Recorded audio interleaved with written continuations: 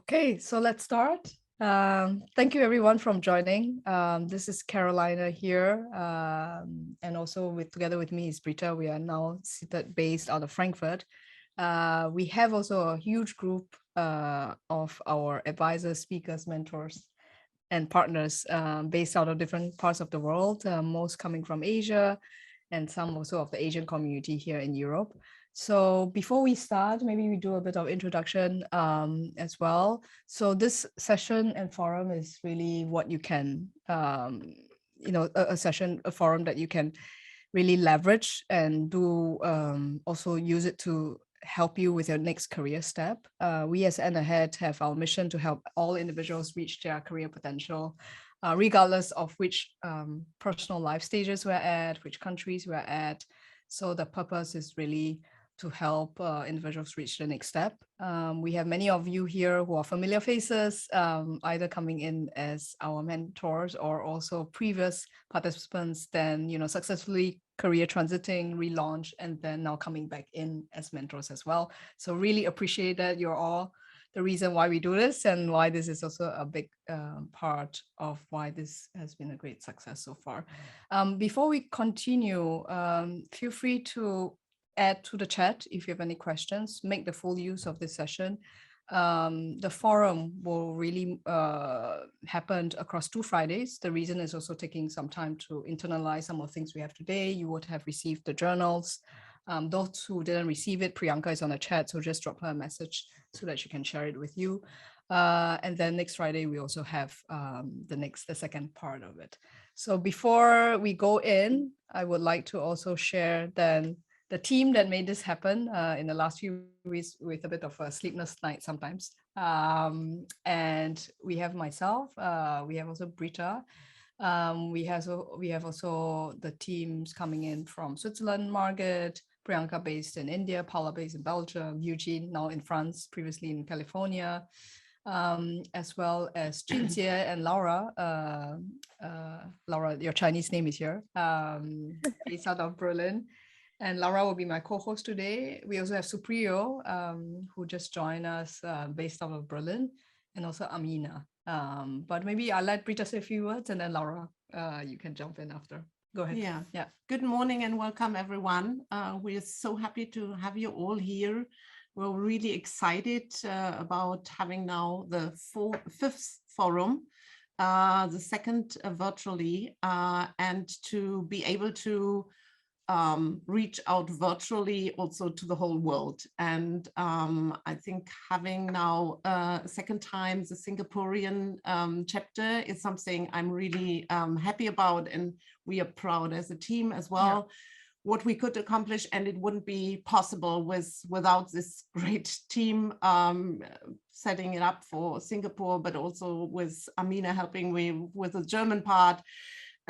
Extensively, I have to say. So it's a great teamwork, and it's also good to have you in as supporters, as well as part of the community, because that's our core. We want to be a community and the place where you can then do step by step your next career transition or career relaunch, and there's a lot different things needed, and we want to be the support system with different aspects, the mentorship, but also giving impulses from all the speakers who come in today, which is amazing, and also connect and network here. So it's a great platform. Use it. That's what I want to say. Use it and reach out to people, because here you are in a safe environment, and I'm looking forward to the 2 days together with you. Thanks, Brita. And Laura is also a founder. That's why you also have Connect Asia, and we're working together for bringing N Ahead to Berlin and Dresden as well.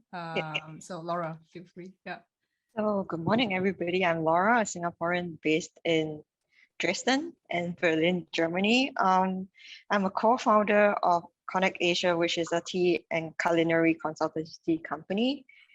But on the side, Actually, my main job is an online marketing manager. So if you are looking for career switch or thinking of having a side hustle, you can contact me, and I'm more than willing to help you in terms of time management and resource management as well. And also, we are really thankful to be given the opportunity to be part of the passionate and ahead team in planning this forum and helping everybody to have a safe environment to where you can discuss everything about your career. Yeah. So I'll pass back to Carolina. Yeah, thanks, Laura. And also Chinchia is there, but he's managing also for us the mentoring lounge later on. So thanks both for your support.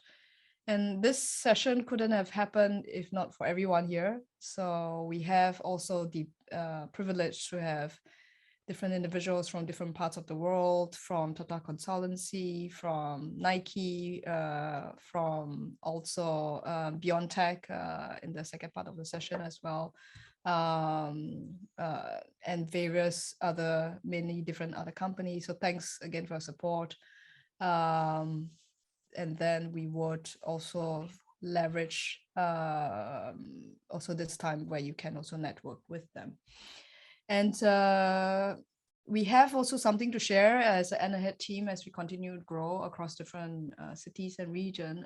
We have just been told and that we have been awarded a grant provided by the federal government, where they will support us to build our recommendation platform so that individuals who are relaunching would be able to get better recommendations based on machine learning and AI, where you can then see careers, jobs, projects, and skill sets that better matches your profile based on the future interests, the future values, so we are happy to share that today.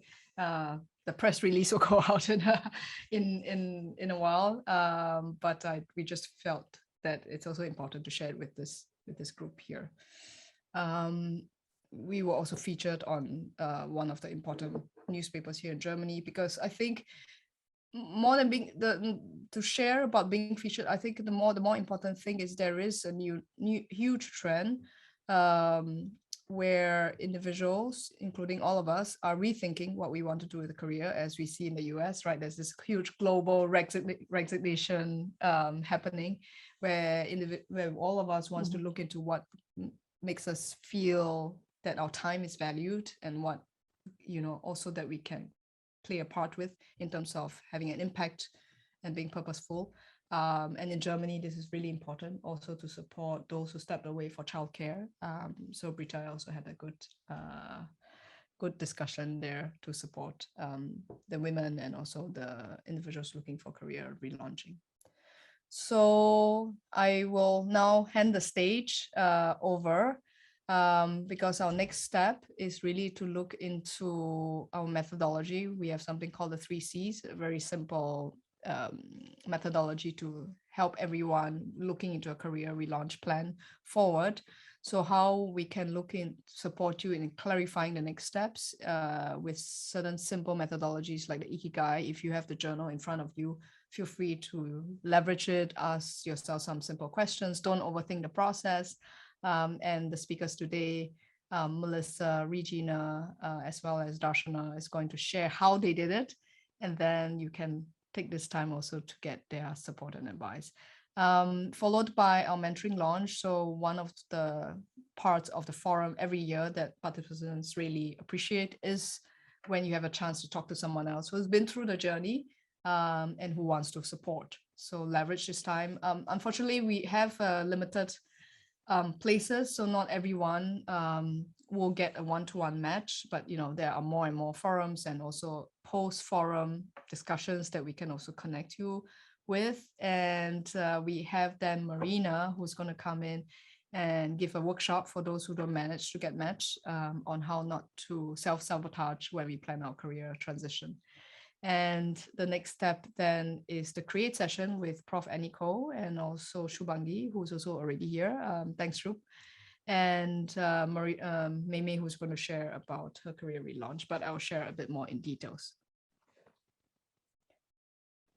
So now I hand the stage over to Regina as our moderator. Thanks for taking over today. I'm going to stop the screen share so that you can have the conversations. Yeah, Regina, go ahead. Hi, can you guys hear me okay? Yes. Hi guys, thanks for joining us today. I just wanted to kick off by saying I'm a huge supporter of NHED. Anytime they call me, I'm there. I think they are, what they're trying to achieve is fabulous, and I've seen how much they've helped other people, and so just all out support for what these ladies are doing. It's a very interesting session we have today. We're talking about, well, it's the first C, talking about clarity, and we're talking about life transitions, not necessarily just career transitions. And I actually have the privilege of talking to two old friends, old time friends, not old, you know what I mean. Melissa Park and Darshana Rajaram. They are still both based in Singapore, whereas I am currently based in Manila right now. So if I could just have the two ladies to the, can you spotlight, or just we'll just carry on as is? I will spotlight you, no problem. Okay, sure. So you know, I know these two ladies very well, but I wanted you guys to know a little bit about their stories as well. So my first question to Darsh and to Mel is, tell us a little bit about your journey, right? You both have made huge jumps in your lives. You know, you've changed roles, you've changed countries, you've changed responsibilities, and all of that. Tell us some of your war stories. Mel, let's start with you. Yeah, hi Reg, hi Dash. It's just such a privilege to be with the two of you. I think you're right, old friends. It's been about 20 years that we've known each other and longer. Hey, don't tell everyone that. I know, but you know, I gotta this is the year I started deducting years from my age. Okay, so we met when we were 1 year old. How's that? Exactly, something like that. Something like that. Yeah, so hi everyone. I'm always excited to be here, and I like what Regina said, just a huge supporter of the work that Carol and the team does. So it's my privilege to be here. So my name is Melissa, Tiro Park. I guess a little bit about my background, because my name probably brings a little bit of curiosity and leads to question of where am I actually from? So I was born in the Philippines, and my family moved to Canada when I was 11 years old. I moved to Singapore in 2015, married a Korean who was born and raised in Germany. So it's like this really melting pot of an identity that I think speaks to my love for travel, diversity, and just experiencing new things. My day job, so my main job is Senior Director HR Business Partner for Nike's global sourcing and manufacturing team in Asia. So it's the business unit that leads the creation of our products, our shoes, our clothing. And I've been in this role for a year, although I've been with Nike for 9 years now. And I get to do a lot of different things, working with our leadership team to ensure that our talent strategy aligns with our overall business goals. I really have a strong passion for development, especially for our high potentials. I'm getting ready for the first leadership roles. And I also enjoy coaching teams to high performance. So war stories, so I was kind of preparing for this. I really stepped back and kind of reflect, Reg, on like, what has my career been? And I kind of thought that there's a superpower there about just my openness and flexibility.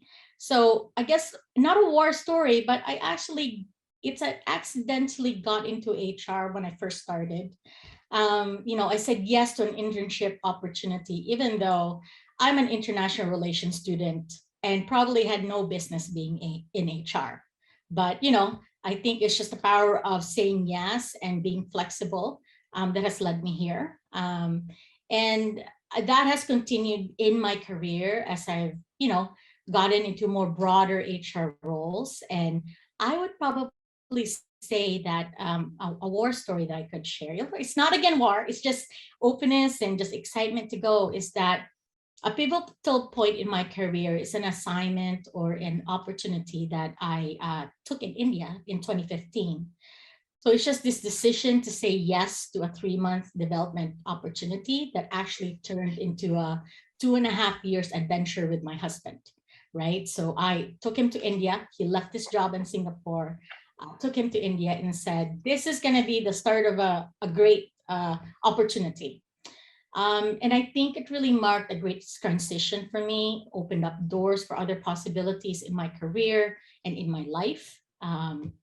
It didn't come with, it came with its own struggles too. And most of it, probably my own struggles around my leadership identity. Am I good enough for my job? It was my first real leadership role. So there was just a lot of things, and being in a new country, there were just so many things that I really had to think about what's my purpose and how do I just become more self-aware. India was also beginning of, I have my own side hustle, which is coaching. In this passion project I have, which is creating the space and community for mothers transitioning back to work post maternity leave. So I'm going to stop there and get Darshana a chance to introduce herself, but I hope that gives you a little bit of a flavor. Fantastic. Thanks, Mel. Darsh? Thank you both. This is really just like super fun. In addition to a privilege and honor to have this conversation. Of course, it's in a more formal forum. I think the three of us, if we had to meet, would have it over many glasses of wine and Prosecco and really tell some fun stories. But I think today is a great start to kind of reconnect and do this as well, right? So a bit about me. I am actually Singaporean, even though I was born and brought up in India. I've spent a lot of time here, and for me, this is home. Having said that, just to give you a bit of background, I've lived in 5 different countries. I've worked in 5 different countries, and then chosen to make Singapore home in a very conscious way. A large part of that decision came because I've also had the opportunity to travel a lot, and sometimes through work, sometimes just on my own. And I've been to, I think last count was like over 50 countries. And for me, when I say Singapore is home, it's really very deliberate. There are certain characteristics about the city and country here and friends and family that make this home for me, right? So I've had about a 20-year career. Most of it has been in logistics and supply chain, quite like Mel. I just happened to chance upon it as an internship in a logistics supply chain company, and then kind of, realized that I do enjoy solving complex challenges that are global in nature. And that's always been the roles that I've had across DHL. And then right now I work at a tech logistics company called Flexport, which is very different, still in the same space, but incredibly different organization to be a part of. In between, I had the opportunity to try my hand at being an entrepreneur in a completely different industry. So I made the swap and went into the education industry in India and tried my hand at being an entrepreneur. I did that for about 5 years. And then I'm back again in logistics. War stories, possibly being an entrepreneur. I have huge respect for anyone that ventures down that path. It is quite unforgiving. It is also incredibly rewarding. And I think, I joke sometimes in a way where I say, being an entrepreneur in India, where it is incredibly difficult to be an honest person from a business perspective, was a complete clash from a value system perspective for me, right? And I think, I'd make a lot of really crucial decisions that were good for the company, but not always something that maybe I truly thought was the right way to do it, right? Again, why I feel I'm so much at home in Singapore. I like when things are structured. I like when things have logic. And I like when, you can just be yourself and be a simple, honest person. So probably my biggest war story is just from being an entrepreneur, but I'm so glad I gave it a try. I think I learned so much about myself in the whole process that helps me possibly contribute even more in a better way in my current job, right? It's still a startup that I work for, and that, you know, that whole idea of the moving so fast, having to like think on the fly, having to really like, you know, put structure into things that are unstructured, all of that element, which you can only get when you run your own business in a sense, is what comes in handy, right? So yeah, that's just a bit about me. Darsh, tell us a little bit about what motivated you to start the kindergarten. I mean, that's such a, I was going to say, you know, you went down a bit of a side road there, but really it's such a radical change from what you used to do in your career. What was your push factor? Yeah, so I moved, I was living in Singapore and I moved back, well, I was living in Singapore, trying to transition to move to Dubai for a job. And around the same time, my dad fell ill. So I moved back to India to care for him. And when I landed there, I'm like, okay, you know, I can't do this job anymore. Where do I want to be? And what do I want to be doing? And, you know, my co-founder of the business that I ran at that point, who, you know, we were having a conversation, and she had just like, she just had a child and was incredibly accomplished and talented, and was having to make this decision about, you know, giving up a career and just staying, you know, possibly just staying at home and taking care of this baby, right? And I saw more and more people around doing that and having to make that decision, and which was a bit surprising for me. You know, and so we got talking, and one of the things that we have in common is that it was Norway. So my brother lives in Norway. I have a you know, my sister-in-law and their children live there as well. And it was never something we saw anyone in the Scandinavian countries having to make a choice, right? You had a baby, you got maternity and paternity leave, and then you just went back to your job. There was never this existential question that came about just because you had a child. And it essentially is because the kindergarten model there is just so equipped for this, right? From an economics perspective, it's great to have both men and women in the workforce, and that's incredibly important for large Scandinavian countries with small populations. So I think, you know, they came at it from that angle, but then they've also cracked a way in which, you know, a child spends a full day at the kindergarten, and is really nurtured the same way that you would if you were at home with your parents, right? And a lot of the skills is just about kids being more independent, you know, encouraging children to put on their own shoes, encouraging children to eat on their own, things like that, which you know, we would also be able to do at home, but is being done in this model, right? So we're like, why can't we bring that same thing here? What is stopping us from starting this up in India? And that's what we did. We eventually brought the Scandinavian model of early childhood education over to India to fill a gap in the market, right? And was incredibly successful, still is, still continues. A lot of women who work were attracted to this form of, you know, early childhood education. Also, it's a very alternative play-based model from a pedagogical perspective as well. There was a lot of interest. People don't want the traditional way of learning in most developing countries as well anymore. So that is well appealed. And that's how I came about it. So completely, you know, it was being at the right place, right moment, identifying the right opportunity, and then making that happen for other women, right?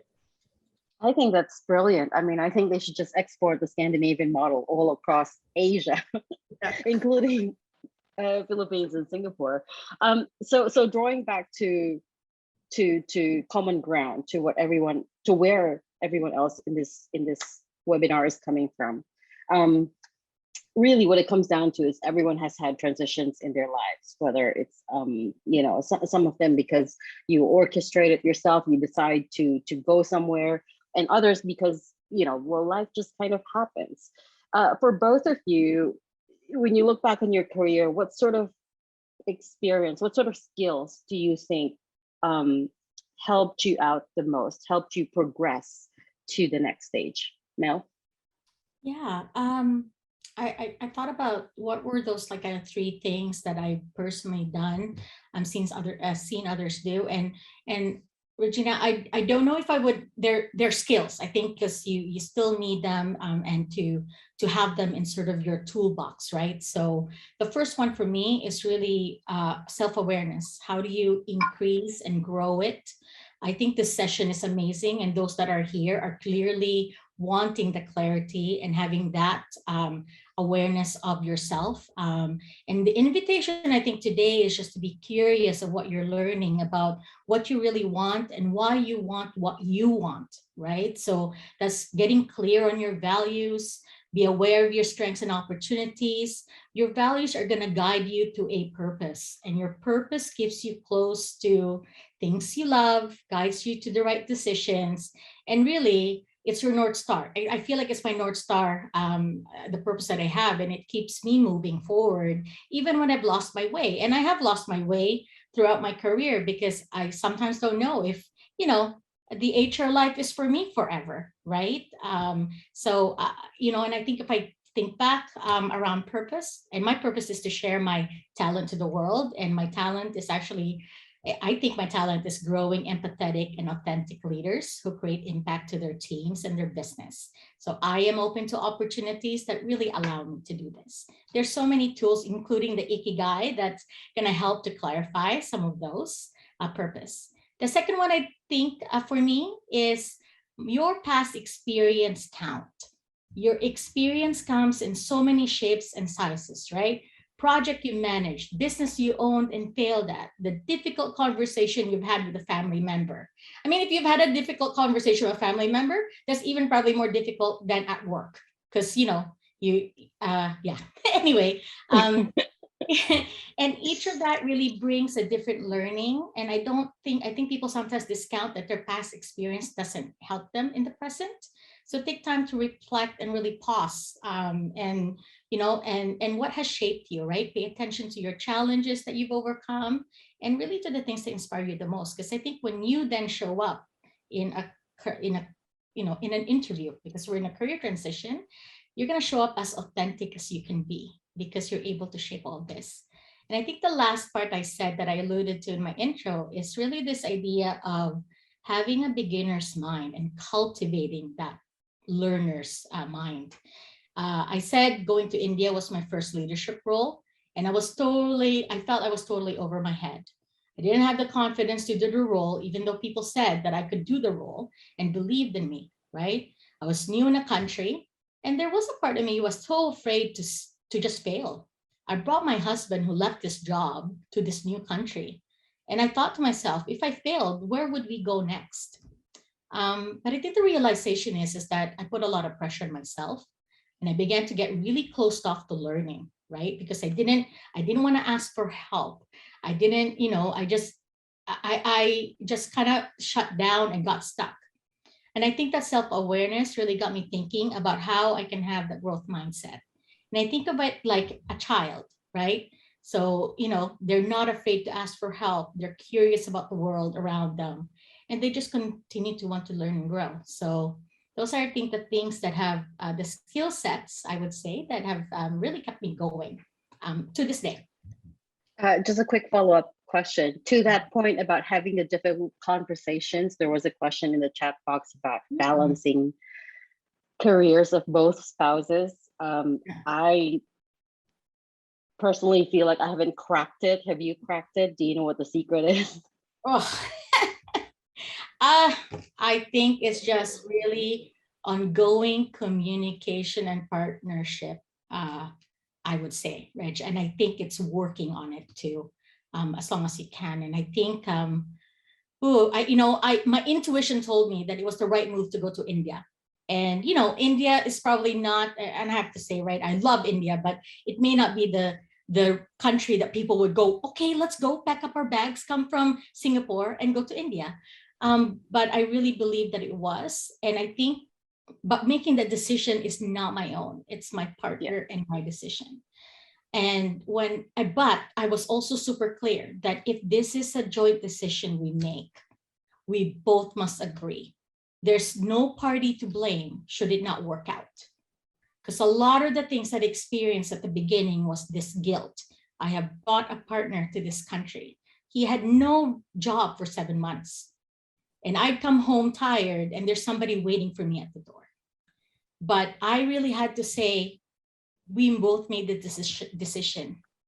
He is not a victim in this situation, right? In fact, he had a good time. He partied a lot. But it really is, and it takes just good conversations, and really also knowing that in your careers, I think the reality is that somebody will always, or in most cases, will have to take a back seat, and you can take turns, right? Hopefully, my turn will come, but that's the partnership, and I'm always grateful, right? It's rare that husbands are trailing spouses. It's still small in numbers, so to have somebody who believed and really supported it has been great. But I've also seen his growth in that move, so that's also been good for him. I think that's a fantastic answer. I mean, it comes down to communicating to a point where none of you feels like you're going against your own wishes, and there cannot be, blaming or guilt at the end of the day. Darsh, skills that have served you really well throughout your many career jumps and transitions, whether it be from changing industries to changing roles and changing countries. I think, probably for me, it's easy to reflect from a year ago, right? So in the middle of COVID, I made a decision to move away from India and bring my parents over back to Singapore, right? And it was done under a lot of duress. It was dangerous for my dad, who's highly immunocompromised, to continue to live there. So we made this decision as a family to move over. And then I came here and I had to decide basically, what do I want to do next? Firstly, is COVID going to end? Can we go back to India? Should I take a job here? Should I not? Should I start, the kindergarten here, or should I stay in education? Should I go back to logistics? There's zero clarity. But I think what I ended up doing, and which is a skill that I rely on a lot, is just like Mel said as well, just being curious. I think when you approach people from that angle of curiosity and you genuinely want to understand and listen to what they're saying, people are incredibly helpful. And I just did that, right? I just reached out to pretty much everyone I knew. Some people I hadn't been in touch with for years, and just, came to them saying, hey, I've relocated and I just need you to help me, get some clarity. And can we talk? I'm at this point in my career, I don't know what to do. Can you help me figure that out, right? And I almost crowdsourced the clarity, in a sense, from a trusted group of people, of course, that knew me, knew the dilemma I was in, knew my situation and background, and really helped me through it, right? And from there, that curiosity, when you come at it from a non-threatening way, people are really open. And then suddenly they were connecting dots and saying, hey, I'll put you in touch with this person. Why don't you talk there? This person I know, it's 5 days ago, said something to me that was serendipitous, that you're also bringing this up. You guys should connect. And literally, that's how I reached that point where I said, okay, actually, I think right now, this is what I want to do. I want to stay in, do I want to be an entrepreneur again? And until then, I was quite clear that, it was fun and I was doing it. But, when I had to make that decision to say, do I want to continue down the entrepreneurship route in another country, or should I go get a job, right? And that became quite clear for me. It also helped that the government needed me to also have a job. And I was like, okay, let me that helps me move it over the line. But I was already leaning in that direction, right? And then I think, in terms of it's a new job. I work in a tech logistics company where I'm the oldest person, and I'm not even that old, but I have to constantly interact with people where I'm learning all the time. Again, that curiosity makes me ask questions and things that I don't know. I'm like, what was that app again? And what did you use that for? And how do I do this? And then I just ask again, and I'm like, listen, I'm not threatened by the fact that you know more than me on this and you report to me, for example, right? But I love the fact that I have an expert on something on my team. If you can teach me, that's even better. And I think that, the other skill set I would say is just that ability to learn and unlearn, and be okay about that. That uncomfortable feeling you get when you're unlearning something. It's okay to have it sit there, and it's okay to say, okay, you get over that and you've learned something new, and that's a joy in itself, right? And to be comfortable in that cycle of learning and unlearning is really just what probably makes me happy with my job as well today, and just the decision and the direction it has brought me to here. Darsh, your point about crowdsourcing clarity, that also takes an incredible amount of openness and authenticity, right? Was there anything that anyone suggested that you didn't quite agree with, and what did you do with it? So I don't think anyone suggested something that I didn't agree with. I think people were surprised by the vulnerability that I brought. When you're curious and you're asking for help, you can't come at it from a place of a 250% confidence, right? You're coming there with a certain level of, I'm not sure, and this is why I'm not sure. And that vulnerability, not everyone wears on their sleeve, right? And so if you're not used to like interacting with someone like that, I've had people like not say anything for the like 30-second pause, and then you kind of have to draw them back in, saying, hey, I'm not coming to you for advice on life, I'm just coming to you for some clarity for myself, and I believe you're an expert at this.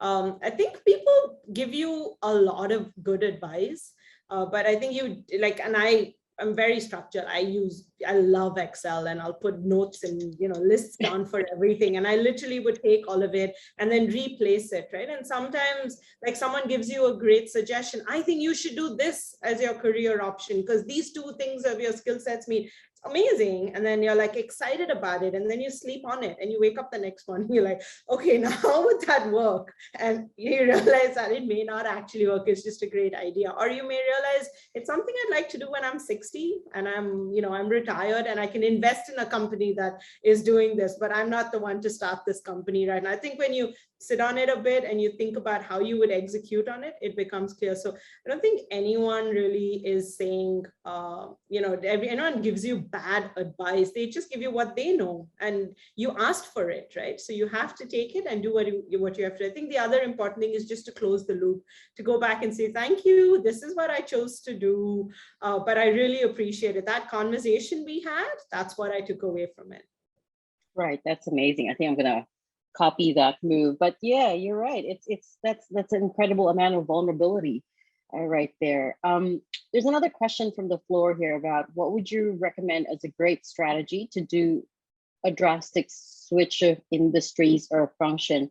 I'm gonna flip that question around a little bit and say, again, when you look back on your own experience, and if you knew a big transition was coming up for you, what were the things that you would put in place before you made that big move? Melissa? Was there anything that when you look back, like you wish, oh, I should have done this, I should have lined my ducks first, I should have networked better, I should have saved more, whatever it is? Yeah. For me, financial is a big deal. I kind of want to reach that financial freedom in life at some point in near future. So for me, it's important to really be thinking around, is this the right time, right? Is it the right time for me? And I'm sure Darsh can talk about this too from the lens of becoming an entrepreneur, coming from the business end. But for me, it's about, hey, am I in the right place in my life to be able to do what I'd like to do next? So keeping that in order. And I think the second part is, again, going back to just purpose, just like aligning to what is it really that I want? And is it just another shiny object for me?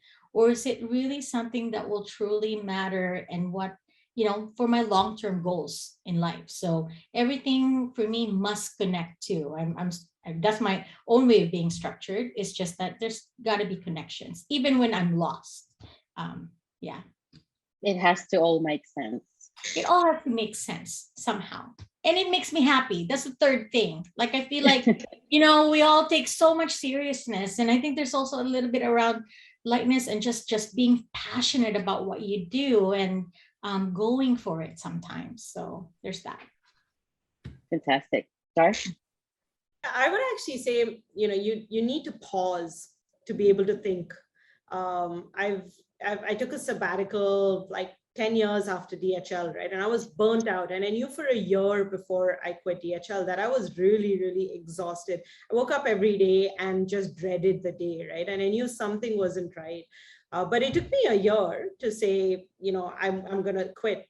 And during that year, I thought, I'm going to land another job and then move from this to another job. And I was very confident that I can do it. But in reality, none of that happened because I just had not thought about this. I was interviewing, but I always found some issue somewhere, right? With the company, with the person that interviewed me, or myself. Sometimes I'm like, oh, okay, I can't do this, or I don't want to do this, or, I had everything. And then I was like, no, if I'm unhappy with where I am in my life, I need to pause and think and reflect and identify what it is, right? And before I go and jump into something else, that was when I took my first sabbatical. And I think that really just brought clarity. And it's something, when we were when I was running the kindergarten in India, it's something that we would often tell moms as well, because there's always that, oh, I'll get a job, then I'll put my child in childcare, right? Or, when I have a job, I can justify whether my child needs to go to childcare. Actually, you probably want to put your child first and take the time off, breathe, think, understand where you want to go, what you want to do. That clarity comes from that pause almost, right? And then go after something. So you land in a place you want to be. If not, you're just like kind of taking almost like a half thought through, half baked decision on something. And then it may not work out, and then you kind of know why. So I always I really recommend just pausing and not doing anything, just focusing on this. One thing that binds your decision to take a sabbatical as well, the decision to start a kindergarten, which is completely from left field, is courage. I mean, yes, you've got clarity. You took your time, you took a pause to gain clarity, but where do you draw courage from? There's actually also a similar question in the chat box about what was the biggest factor to help you get the guts to go for what you think the next step should be? Yeah, it's a great question. So while I was, younger, when I was between the ages of 6 and 18, I used to train as a competitive swimmer, right? And it is a grueling sport to be doing, right? You train 8 hours a day in a swimming pool, your face is in the water, you don't get to talk or chat with anyone, you literally come up for a breath and you're back in the water again. It was really regimented, kind of day.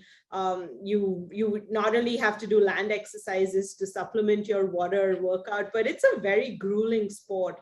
And for me, that was really tough. And when I think back, today, I struggle to run 1 kilometer, right?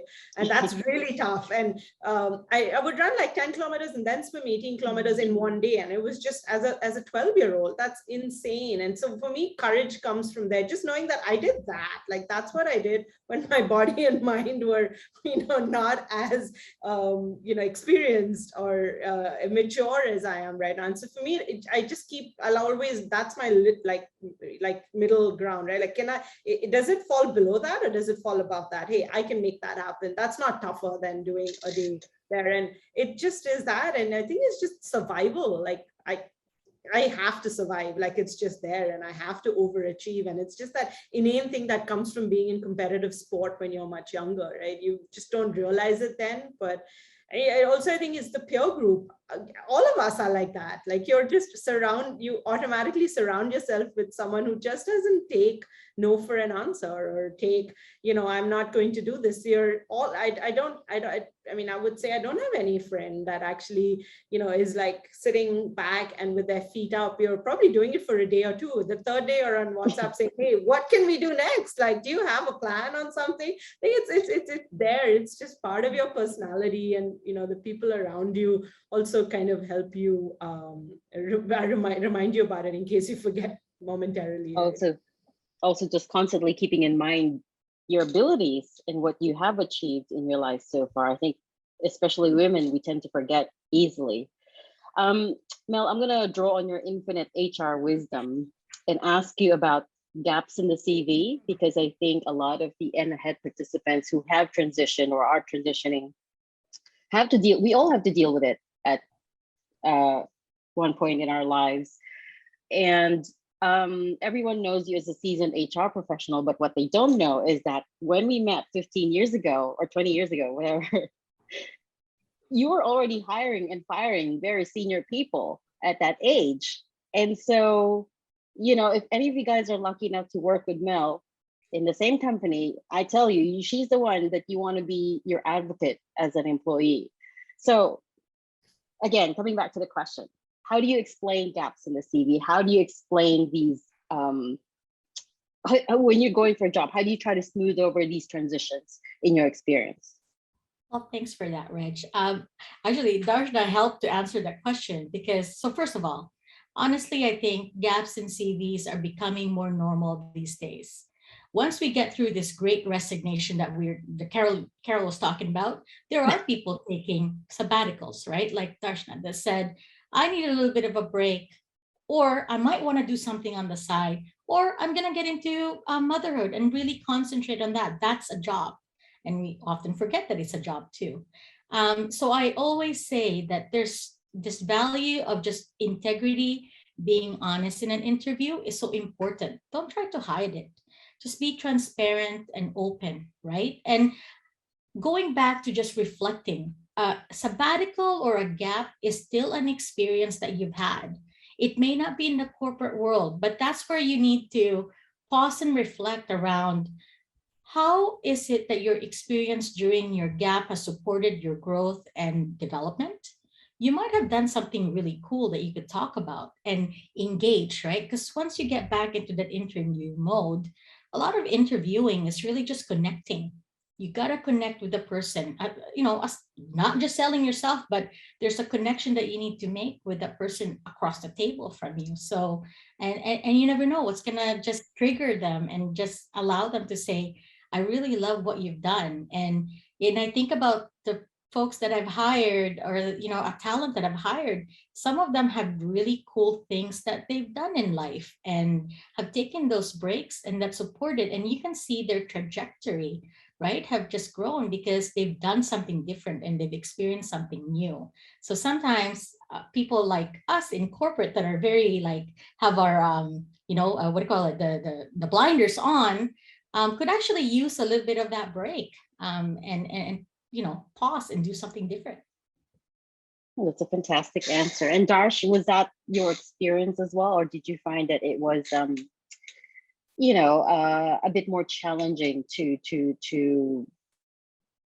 explain away? Yeah, no, I think, firstly, when you tell the story of your life at an interview, right, you have to pick the right parts to focus on. That is just something strategically you have to do if you're trying to land a job. And, it's easier, I found, when I spoke about the sabbaticals upfront than, someone had to ask me about it, right? I did the homework, and I kind of have my story about what my 2 sabbaticals were about, right? My second sabbatical was essentially, I was a nursing aide at home taking care of my dad. And now how do you explain that in an interview context, right? And the way that I translated it was just the project management skills it took, because it's not easy taking care of someone who is very, very ill and requires a lot of support.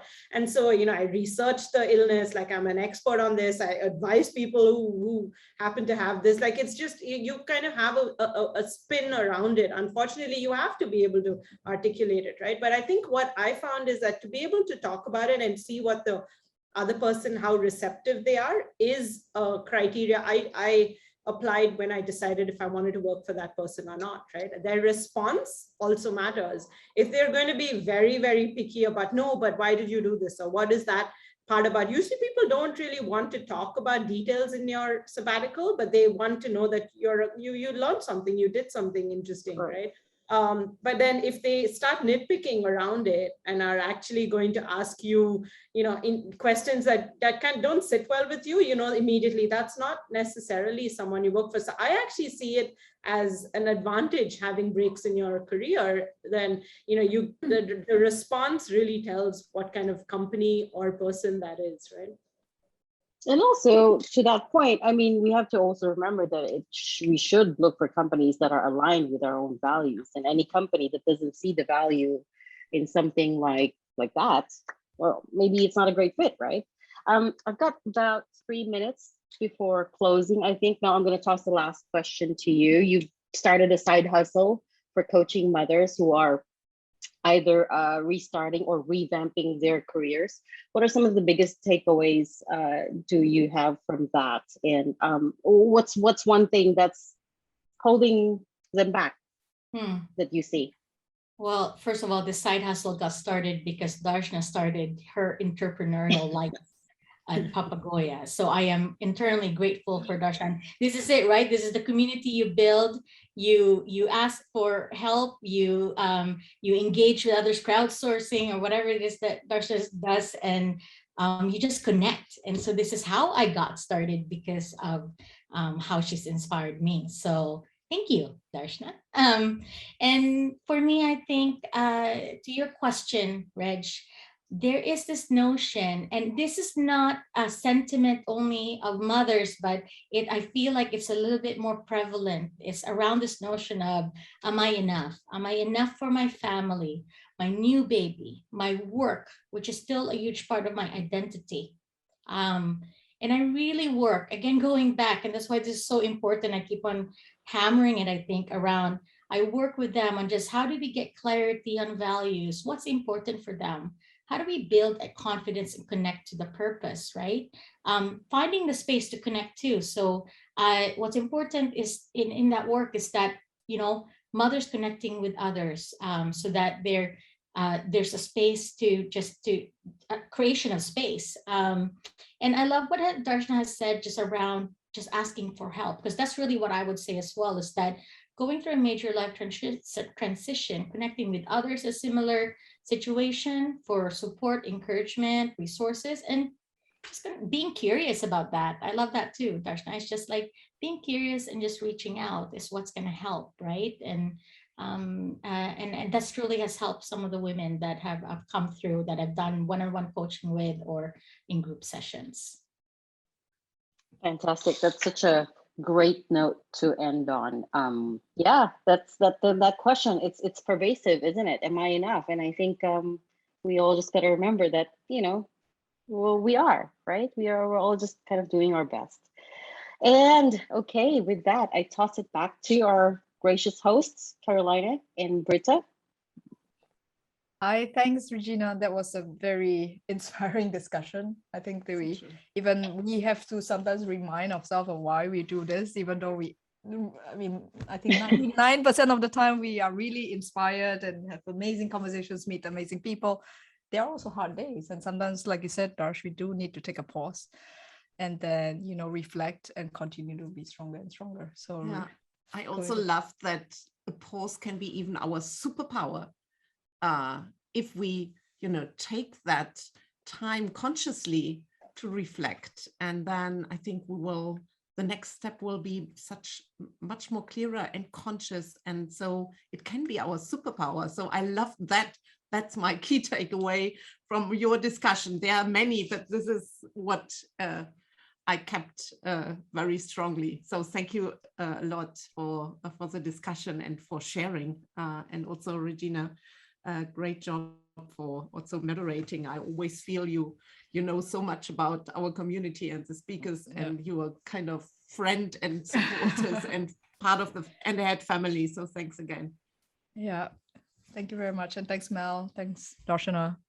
Really appreciate it. I think all the participants here might reach out to you on their own accord as well. I think you both said that, or three of you said that it's okay to do that. So everyone here, feel free to get back to them.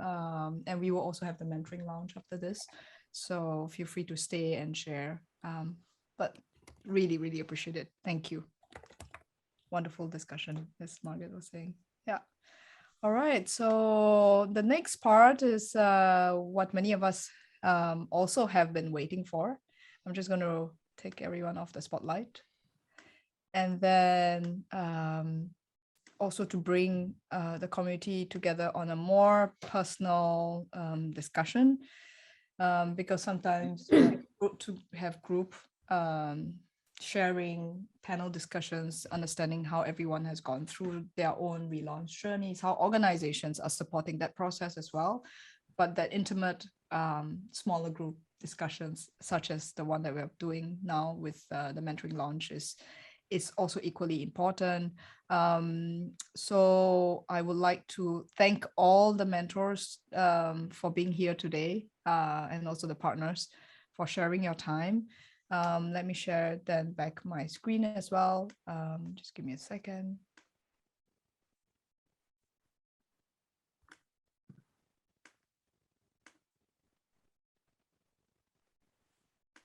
So this session, just let me present mode.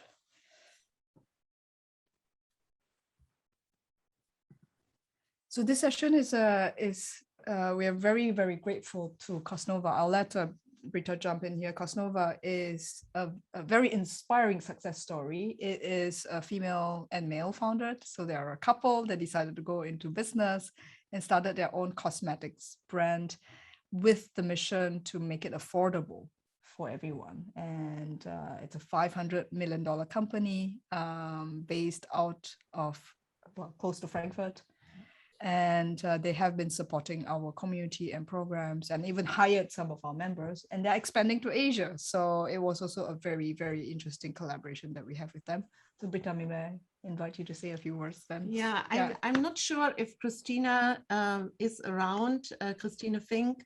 I think she might have had a last minute meeting. So let me talk not for her, but in a way representing kind of their mission. And Christina and Cosnova is supporting And Ahead, I think for many reasons. So first of all, Cosnova also being a brand in cosmetics have to deal with a lot of also women who, you know, got family and wants to return. So they also, from the very beginning, they had to work that out, find a balance for both. So they are aware of that topic, and so I think that's number one. Then B, they love talent and they are growing, so they are interested in our talent pool, and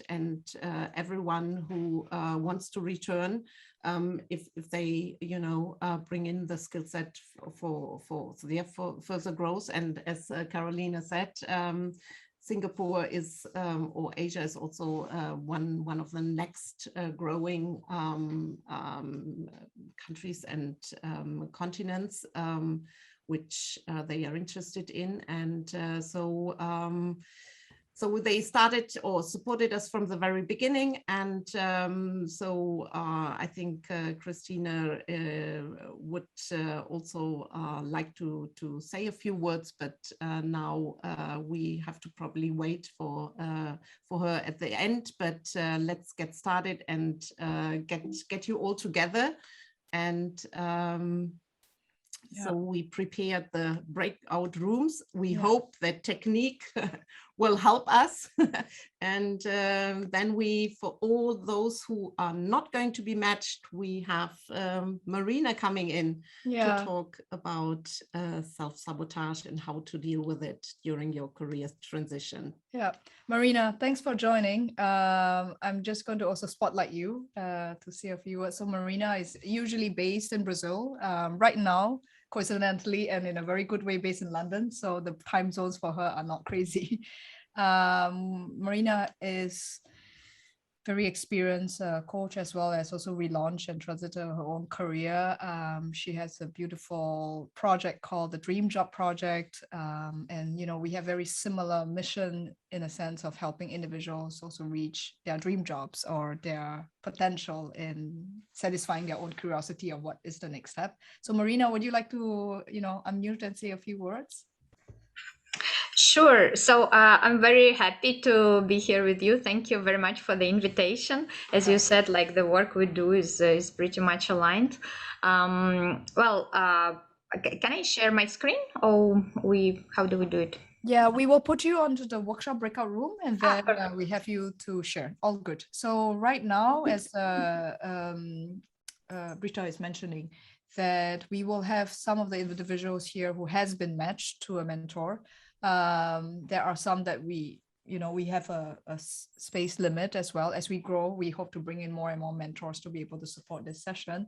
And those that are not matched will have the privilege then to go into this workshop, which is one that I really like because it's one that you identify things that we do to self-sabotage. I know I have quite a few of them.